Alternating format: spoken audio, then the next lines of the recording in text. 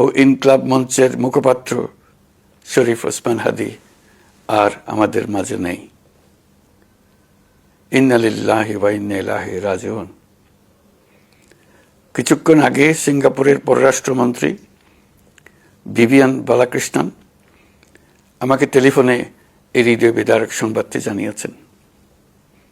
ফেসিবাদ ও আধিপত্যবাদ বিরোধী সংগ্রামের এই অমর সৈনিককে মহান রাব্বুল আলামিন শহীদ হিসেবে কবুল করুন, এই দোয়া করি। আমরা সবাই মিলে এই দোয়া করি। শরীফ ওসমান হাদীর এই অকাল মৃত্যুতে আমি গভীর শোক ও দুঃখ প্রকাশ করছি। তার প্রয়াণ দেশের রাজনৈতিক ও গণতান্ত্রিক পরিসরে এক অপূরণীয় ক্ষতি। আমি তার রুহের মাগফিরাত কামনা করছি এবং শোক সন্তপ্ত স্ত্রী, পরিবারের সদস্যবৃন্দ, স্বজন ও সহকর্মীদের প্রতি গভীর সমবেদনা জানাচ্ছি। শহীদ ওসমান হাদীর স্ত্রী ও একমাত্র সন্তানের দায়িত্ব সরকার গ্রহণ করবে। শহীদ শরীফ ওসমান হাদীর অকাল মৃত্যুতে আগামী শনিবার একদিনের রাষ্ট্রীয় শোক ঘোষণা করছি। এই উপলক্ষে শনিবার দেশের সব সরকারি, আধা সরকারি, স্বায়ত্তশাসিত প্রতিষ্ঠান, শিক্ষা প্রতিষ্ঠান সহ সরকারি বেসরকারি ভবন এবং বিদেশে বাংলাদেশ মিশনগুলোতে জাতীয় পতাকা অর্ধনমিত থাকবে। একই সাথে আগামীকাল শুক্রবার বাদ জুমা দেশের প্রতিটি মসজিদে শহীদ ওসমান হাদীর রুহের মাগফিরাত কামনায় বিশেষ দোয়া ও মোনাজাতের আয়োজন করা হবে।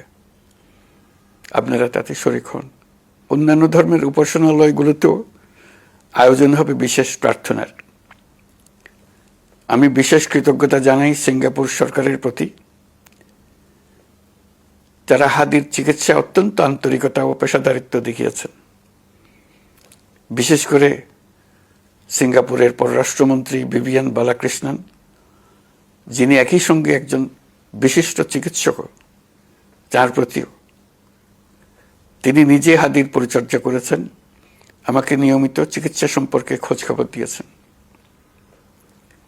এই নৃশংস হত্যাকাণ্ডের সঙ্গে জড়িত সকল অপরাধীকে দ্রুত আইনের আওতায় আনা হবে এবং তাদের বিরুদ্ধে সর্বোচ্চ শাস্তি নিশ্চিত করা হবে। এ বিষয়ে কোনো ধরনের শৈথিল্য দেখানো হবে না।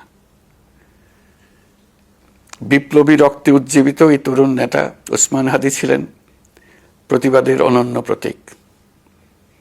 তার কর্মের মধ্য দিয়ে তিনি শুধু প্রতিবাদ নয়, দেশপ্রেম, ধৈর্য ও দৃঢ়তার অনন্য দৃষ্টান্ত রেখে গেছেন। আমি দেশের সকল নাগরিকের প্রতি আন্তরিক আহ্বান জানাচ্ছি, আপনারা ধৈর্য ও সংযম বজায় রাখুন। আইনশৃঙ্খলা রক্ষাকারী বাহিনী ও সংশ্লিষ্ট সংস্থাগুলোকে পেশাদারিত্বের সঙ্গে তদন্ত কার্যক্রম পরিচালনা করে সুযোগ দিন। রাষ্ট্র আইনের শাসন প্রতিষ্ঠায় সম্পূর্ণরূপে প্রতিশ্রুতিবদ্ধ। আমি আবারও স্পষ্টভাবে বলতে চাই, ওসমান হাদী ছিলেন পরাজিত শক্তি ফ্যাসিস্ট সন্ত্রাসীদের শত্রু। তার কণ্ঠ স্তব্ধ করে বিপ্লবীদের ভয় দেখানোর অপচেষ্টা সম্পূর্ণভাবে ব্যর্থ করে দেন। ভয়, সন্ত্রাস কিংবা রক্তপাতের মাধ্যমে এদেশের গণতান্ত্রিক অগ্রযাত্রা কেউ থামাতে পারবে না। আমরা এখন গণতান্ত্রিক উত্তরণের চূড়ান্ত পর্যায়ে উপনীত হয়েছি। শহীদ হাদী ছিলেন এই প্রক্রিয়ার অবিচ্ছেদ্য অংশ। তার একান্ত ইচ্ছা ছিল আসন্ন নির্বাচনে প্রতিদ্বন্দ্বিতা করে নতুন বাংলাদেশ বিনির্মাণের পরবর্তী ধাপে সক্রিয় ভূমিকা রাখা। অত্যন্ত দুঃখের বিষয়, তার এই মহতী ইচ্ছা অপূর্ণ রয়ে গেল। তার স্বপ্ন বাস্তবায়নের দায় আজ সমগ্র জাতির কাঁধে ন্যস্ত। আগামী দিনগুলোতে আমাদের সবাইকে ধৈর্য, সংযম, সাহস ও দূরদর্শিতার সঙ্গে এগিয়ে যেতে হবে, যাতে নির্বাচন ও গণতন্ত্রের শত্রু ফ্যাসিস্ট সন্ত্রাসী অপশক্তিকে চূড়ান্তভাবে পরাজিত করা যায়। এই শোকের মুহূর্তে আসুন আমরা শহীদ শরীফ ওসমান হাদীর আদর্শ ও ত্যাগকে শক্তিতে পরিণত করি, ধৈর্য ধারণ করি, অপপ্রচার ও গুজবে কান না দিই এবং যে কোনো হঠকারী সিদ্ধান্ত থেকে বিরত থাকে। যারা দেশকে অস্থিতিশীল করতে চান তাদের ফাঁদে পা না দিয়ে আসুন আমরা সবাই ঐক্যবদ্ধভাবে গণতন্ত্র, ন্যায় বিচার ও গণমানুষের অধিকার প্রতিষ্ঠার পথে অবিচল পদক্ষেপে এগিয়ে যাই। এটাই হবে শহীদ হাদির প্রতি আমাদের প্রকৃত শ্রদ্ধা।